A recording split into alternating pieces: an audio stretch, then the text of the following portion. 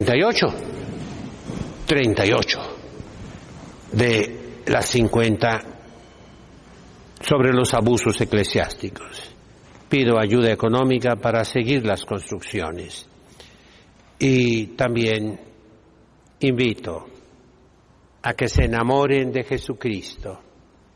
Esa es la finalidad de la predicación sacerdotal, enamorarlos a todos ustedes de Jesucristo nuestro Señor, pero muy en especial a las jovencitas, a las muchachas, a que entreguen su vida en una consagración a la vida sobrenatural, a la vida espiritual, a la ascética y mística, a la adquisición de las virtudes, al cultivo de todas las cualidades que agradan a Dios y al mismo tiempo a la ciencia sagrada, ciencia seria, sólida, como lo dice San Pablo, ¿verdad? La verdadera ciencia, el verdadero estudio, que no en la letra, pero sí en el verdadero espíritu del Concilio Vaticano II, se llama el regreso a las fuentes, bien entendidas. La fuente principal es Jesucristo. Conocerlo, amarlo, de la manera más profunda que pueda una mujer el día de hoy. Entren a esta congregación de religiosas ecuménicas de Guadalupe. Ahí se formarán en la virtud y en la ciencia. Hoy quiero tratar dos abusos, pero antes una regla general que es jurídica. Las excepciones, lo he dicho mucho, confirman la regla, pero cuando las excepciones se convierten en la regla general, se produce un desorden, se mueven las cosas fuera de su lugar. El orden se define un lugar para cada cosa en su lugar, un tiempo para cada cosa y cada cosa a su tiempo. El lugar y el tiempo son categorías aristotélicas de sentido común. Lo dirá después Emmanuel Kant, ¿verdad? Y otros filósofos que repiten, pues. Son las coordenadas de nuestra vida terrena, tiempo y lugar. Mueve las cosas fuera de su tiempo. Por ejemplo, les he dicho mucho, después de una boda, afuera de la iglesia, en el patio de la iglesia, en el atrio de la iglesia, fuera del templo, sí se puede aplaudir, claro que sí, pero dentro del templo no. Y el día de hoy en todas partes, aullidos, gritos, vítores, vivas, aplausos a los novios. No, eso está fuera de lugar, eso es un desorden en cuanto al lugar y en cuanto al tiempo. Ese desorden que es externo, lo repito, tiempo y lugar son cosas externas, se va metiendo al interior, al alma, y eso es por las excepciones, que llamaremos abusos. El abuso no quita el uso, pero lo corroe, lo muerde, lo debilita, lo cubre, diríamos, con lodo, lo sepulta. Y el día de hoy encontramos dos abusos que prácticamente han sepultado el uso. Dos desórdenes, dos excepciones que se han hecho reglas. Y ese desorden ya ha entrado al alma de la Santa Madre Iglesia, terriblemente. El primer desorden, mis hermanos, es dar la Sagrada Comunión bajo las dos especies. Y yo me remito al Concilio Ecuménico Vaticano II, más que a las instrucciones, a los documentos de las congregaciones romanas, aprobados por el Papa Pablo VI, ¿verdad? No. Vamos al concilio, que es algo más alto. Los que entiendan, vean en el Denzinger, en el Enchiridion Symbolorum, al inicio, al menos en la edición de 1965, ahí dice clarísimo, en el magisterio eclesiástico, en la tradición, el lugar principal lo tienen los concilios ecuménicos, en lo aprobado por el Papa. El Concilio Ecuménico habla de la comunión bajo las dos especies como una excepción. Y eso debe ser algo excepcional, totalmente extraordinario. Dice San Agustín, que hoy lo celebramos, ¿verdad? Consueta vilescunt. Cuando una cosa extraordinaria se vuelve ordinaria, ya nadie le pone atención. Yo recuerdo cuando yo era niño, óiganlo bien, aquí en Tijuana, y pasaba un avión, todos los niños, miren, un avión, corríamos a la calle, un avión. Ahora, no, hombre, ningún niño se molesta en ver el avión. Pasan aviones cada 3 minutos aquí en el aeropuerto. Se hizo algo vil, dice San Agustín, Vil significa, ya no atrae la atención, perdió el carácter de extraordinario, de espectacular, por llamarle así, ¿verdad? Perdió el carácter de premio. Suponiendo cuando se da un premio en un grupo de 40 a un alumno, es único entre 40. Pero si luego el mismo premio se les da a todos, no, pues ya no es premio. Todos reciben el mismo diploma, la misma medalla, el mismo regalo. Se pierde el carácter, diríamos, de premio. La liturgia no es un premio, son comparaciones, entiéndame bien, Y ahora sí, estoy luchando, mis hermanos, contra todo mundo, Los progresistas, terribles. Y los fanáticos cerrados, terribles. Pero yo no voy a darle gusto ni a unos ni a otros, no. Yo tengo que predicar la tradición de la Iglesia, la doctrina de la Iglesia, lo correcto, la verdad. Entonces el Concilio Ecuménico Vaticano II dice que la comunión bajo las dos especies de el cuerpo y la sangre de Cristo en el pan y el vino se dé en ocasiones excepcionales, ¿verdad? Y así la debemos entender.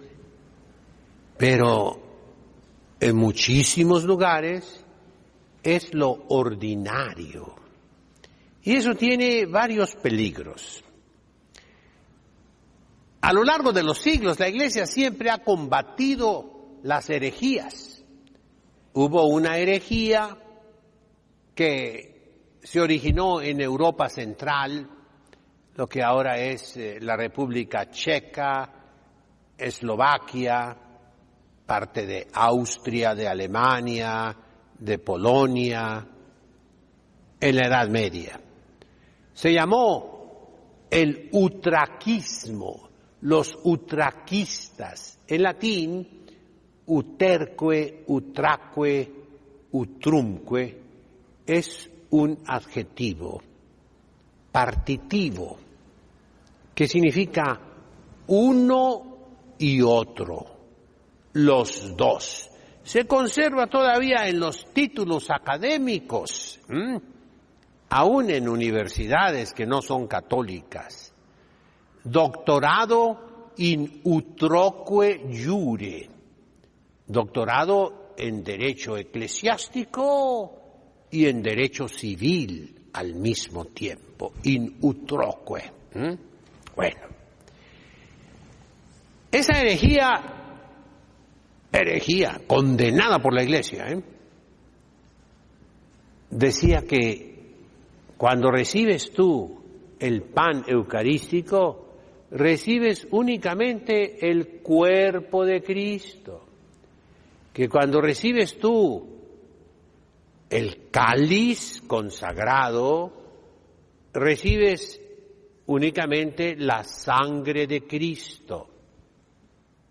Y la Iglesia rebatió en concilios ecuménicos, en documentos pontificios, esa herejía. Y nos enseñó el dogma de fe que los católicos aceptamos. En la hostia seca, así le decían, la comunión seca, está el cuerpo, la sangre, el alma, la divinidad de Jesucristo. En el cáliz húmedo, así llegaron a decirle, ¿verdad? En el cáliz está el cuerpo, la sangre, el alma, la divinidad de Jesucristo. Toda entera, todo entero. Esa es la fe de la Iglesia. Y precisamente por eso la Iglesia no permitió que a los laicos se les diera el cáliz. Lo reserva únicamente para los sacerdotes. El sacerdote sí tiene que comulgar con la hostia y con el cáliz. De lo contrario, si no comulga con el cáliz, el sacerdote recibe la comunión, pero no cumple con el sacrificio de una manera integral y comete sacrilegio. Y ya lo he dicho y repetido contra tantos abusos, de que el sacerdote debe consumir la hostia que consagró en ese momento. Y no puede consumir, no debe consumir una hostia del depósito eucarístico, del tabernáculo, del sagrario, consagrada en otra misa. No. Los fieles sí, porque los fieles no hacen el sacrificio, simplemente reciben la Sagrada Comunión. Esto tienen que entenderlo, y yo me he encontrado con obispos, me da tristeza decirlos, ahora ese obispo en particular es arzobispo y sigue igual. No entienden estas cosas.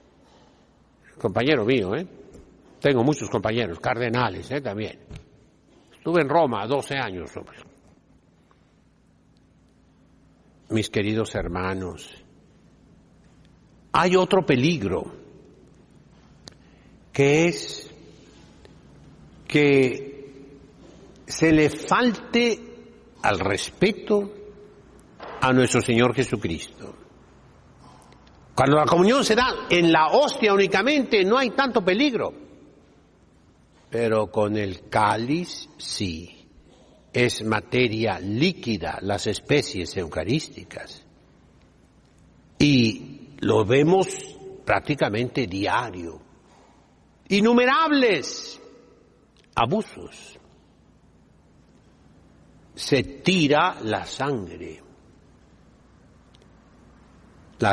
de Cristo, y ni caso hacen.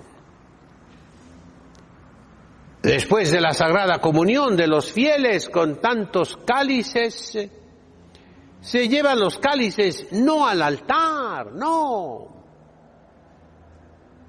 a una mesa lateral, o peor tantito, yo lo llegué a ver en Estados Unidos, a otro cuarto, a otra estancia, a otra cámara, a la sacristía, llámale tú, y allá los cálices llenos con la sangre de Cristo. Y ahí los ministros o los acólitos, los seminaristas, se toman los cálices llenos de la sangre de Cristo, hasta el punto que uno que ve dice, ese ya se emborrachó, ya se embriagó, así como lo oyen, hijos, Oye, si son 7, 8, 9, 10 cálices llenos, y quedó mucho. ¿Y el sacerdote qué le importa? Aunque sea obispo, allá encárguense. Eso es como lavar los trastes. Yo escuché esa expresión de labios de un obispo. Es como lavar los trastes. No, Señor, ese no es el espíritu de la Iglesia Católica. Nosotros tenemos fe. El otro peligro, mis hermanos, ¿cuál es? Que se pierde la fe. De tanto, perdónenme, de tanto manejar las cosas divinas por manos que no son consagradas, que no son ungidas con el sacramento del orden. De tanto manejar, se comienza a manipular, siempre son las manos, manipular, y terminas manoseando. Esa es la palabra correcta, grosera, fuerte, que describe el modo como tratan a Jesucristo nuestro Señor en el sacramento de la Eucaristía, en los cálices. Es un manoseo, es una flagelación de Cristo. Los cálices a medio purificar, las abluciones mal hechas y el líquido que debe ser ingerido por respeto se tira al drenaje. Me lo han dicho, me lo han referido con lágrimas personas que en muchas parroquias donde se da la comunión bajo las dos especies, lo que sobra lo tiran al drenaje. Puede ser el drenaje especial de las iglesias que debe haber en cada iglesia, que no va al drenaje común, que antiguamente se llamaba sagrario también, en latín sacrarium. O peor tantito puede ser al drenaje común y corriente, donde van las cosas más asquerosas, fétidas, y ahí termina. Lo que en palabras de Juan Pablo II debe ser atesorado como los pedacitos de oro. Son palabras de alguien que hizo una obra de teatro sobre esos temas de joyería. Mis queridos hermanos, yo les hablo a cardenales, conferencias episcopales, arzobispos, obispos, sacerdotes. Dejen ya ese abuso. Vuelvan a la tradición católica de siglos que da la Sagrada Comunión en la hostia nada más a los fieles. Y eviten todos esos sacrilegios, faltas de respeto, abusos con la Santísima Eucaristía. El segundo abuso que quiero tocar hoy, ya hablé algo de ello el día de ayer, es la excepción de la lengua vulgar. Vean el concilio, por favor. No me refiero al Novus Ordo, no, mis hermanos. Ese documento del Novus Ordo, aunque haya sido promulgado por Pablo VI, es de una categoría inferior comparado, lo repito, con el Concilio Ecuménico Vaticano II, que por primera vez en la historia de los concilios, en la Sacrosanctum Concilium, en el documento de la liturgia, en el número 36, fracción 1, habla de la lengua latina como ley para la liturgia romana. Y sigue inmediatamente una serie de excepciones,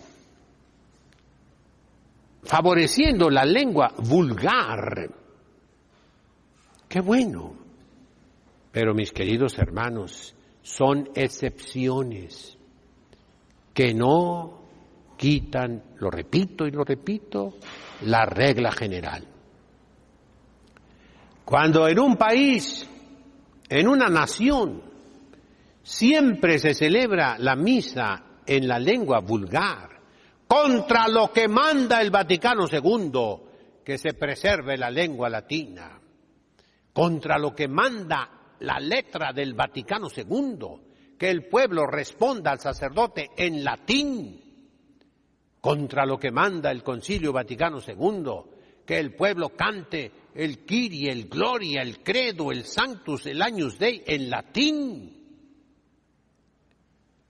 Se está desobedeciendo. Y esas desobediencias, mis hermanos, entran en un cuadro terrible. La desobediencia es falta de fe. No creo que quien me manda, quien me ordena, representa a Dios. No lo creo. Falta de fe, falta de humildad, ¿sí? Falta de obediencia.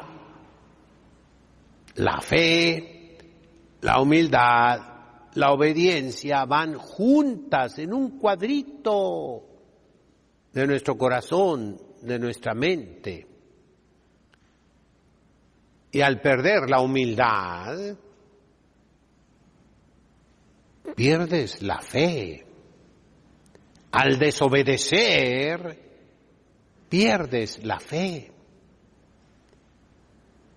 Y así, la liturgia termina siendo una bandera política. Óiganlo bien, Estamos entrando dentro de un campo muy peligroso que se llama el nacionalismo, mezclado con la religión, produce dinamita, bombas atómicas, mis hermanos. Me tocó una vez estar hace muchos años, yo era seminarista en la ciudad de Glasgow, en Escocia. Creo que era el año 1970. Y hubo un partido de fútbol, soccer,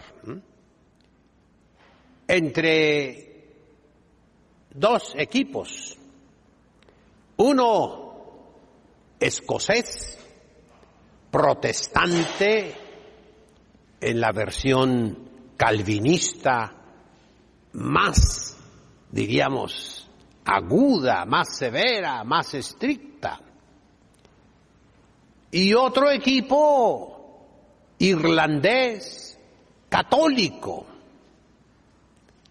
Y es el juego clásico, como en México era, no sé, las Chivas contra el América, ¿verdad? Todo el mundo se vuelve loco cuando hay esos encuentros. Pues a mí me tocó verlo allá en las calles, ¿eh? El estadio estaba lleno a morir, ¿eh? Pero había una pasión. Todos los protestantes traían una flor aquí, en la camisa, en la chaqueta, de color naranja, orange. Fue Guillermo de Orange el que hizo una revolución en las Islas Británicas, que impuso, entre otros, el protestantismo contra los católicos de Irlanda y contra los pocos católicos que quedaban en Inglaterra, en Gales, en Escocia. Todo el mundo la traía. Y vi en todas las bardas, en las calles, los famosos grafitos, letreros, No Popery, no queremos al Papa. ¡Ay, híjole! Y supe que se peleaban en las calles, católicos contra protestantes. Y en el estadio ocurrió, después del partido, una batalla campal, hubo muertos, porque se enfrentan el nacionalismo, los escoceses contra los irlandeses, los ingleses, diríamos, contra un pueblo colonizado. Pero se le añade un ingrediente explosivo: la religión. Protestantes calvinistas contra católicos romanos. Ay, mis hermanos, cuánta pasión. Yo viví algo de eso en aquellos años en Europa. Tuve muchos compañeros de Nigeria.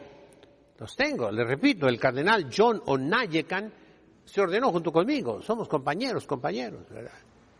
Cardenal de Lagos, en Nigeria. Y sucedió en aquellos años una guerra civil, que alguno recordará el nombre, Biafra, una región. Se popularizó mucho porque las fotografías mostraban los niños de Biafra como esqueletos vivientes. Se morían de hambre. Fue terrible en los años 60. Después me tocó vivir también en Roma, cuando estaba la guerra de Ruanda contra Burundi. Hay películas de eso, en el centro de África, Ruanda y Burundi. Una guerra de genocidio, millones de asesinatos, millones. Y yo convivía con sacerdotes de esos países. En Roma estábamos estudiando juntos. Y ahí vi yo cómo se apasionaban los sacerdotes de un bando, diríamos de una tribu, contra los sacerdotes de la otra tribu en Roma. Pero nunca había visto ese odio odio racial terrible entre sacerdotes católicos. No se juega, hijos, con el nacionalismo. La Iglesia Católica no es nacional, no. Las iglesias nacionales son los ritos orientales reconocidos por la Iglesia Católica únicamente. Arameos, coptos, etíopes, eslavos y bizantinos. No hay más. Las demás iglesias llamadas nacionales son cismáticas o son protestantes. Ahorita anda engañando un ex sacerdote católico, el padre Costas, famoso porque comienza sus videos, hello, hello, hello, hello, muy famoso, pero ya no está en la Iglesia Católica, está en Las Vegas y engaña a los católicos diciéndoles, soy católico, vengan a la iglesia, esta es la misma iglesia. No es cierto, es la Iglesia Nacional Polaca, es cismática y también herética. Y él es un sacerdote que ha traicionado su palabra, su promesa, su palabra de hombre, la traicionó. Está engañando a los fieles. No, mis hermanos, la liturgia debe ser en latín, lo ordena el Concilio Ecuménico Vaticano II. Por excepción se podrá en algunas ocasiones muy extraordinarias. Es el mismo razonamiento para la Sagrada Comunión bajo las dos especies. En ocasiones muy extraordinarias se podrá utilizar la lengua vulgar. Pero ahora estamos en un abuso tan generalizado que ya nadie se fija en lo que manda el Concilio Vaticano II. Por ignorancia la mayoría puede ser, pero también por maldad, por una maldad satánica, por una maldad diabólica. Ya he dicho yo, todo se remedia obedeciendo, con humildad, con fe, mis hermanos. ¿Dónde está la fe de los señores cardenales, de las conferencias episcopales, de los arzobispos, obispos, sacerdotes, de ustedes los fieles? La fe lleva la humildad y lleva la obediencia. Obedezcamos al Concilio Ecuménico Vaticano II. Esa es la voz que grita en el desierto. En nombre del Padre, del Hijo, del Espíritu Santo. Amén.